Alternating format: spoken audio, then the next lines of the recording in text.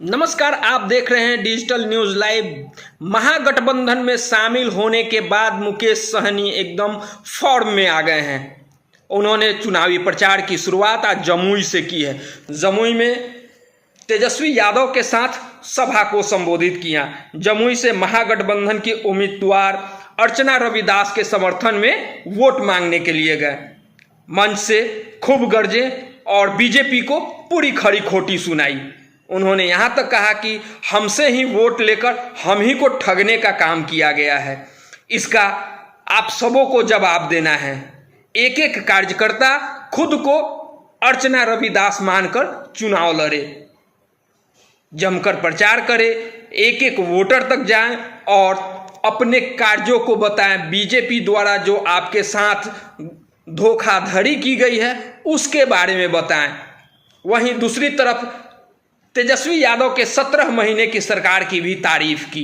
उन्होंने कहा कि किस तरह से तेजस्वी यादव 17 महीने में कार्य कर रहे थे और बीजेपी ने किस तरह से उन्हें धोखा देकर फिर सत्ता से अलग कर दिया। अगर तेजस्वी यादव सत्ता में होते तो विकास और तेज हो गया होता।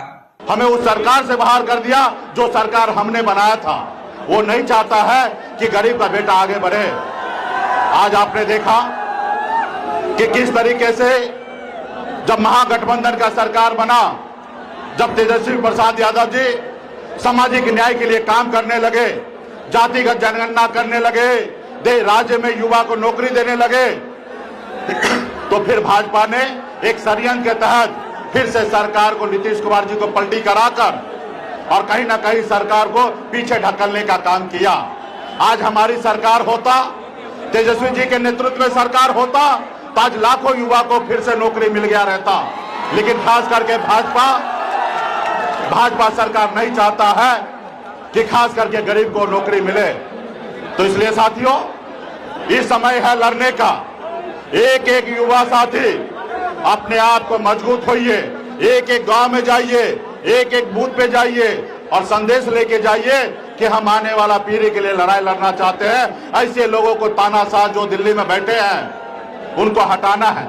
अभी आप देखिए, ये लोग, एक गांव में कहावत है, चोर भी जोर से बोलता है, जो चोरी करता वो सीना चोरी करता है। आप देखिए, इस दुनिया में कहीं पे भी इस तरीके से करप्शन नहीं हुआ होगा जिस तरीके से करप्शन मोदी जी के सरकार में हुआ।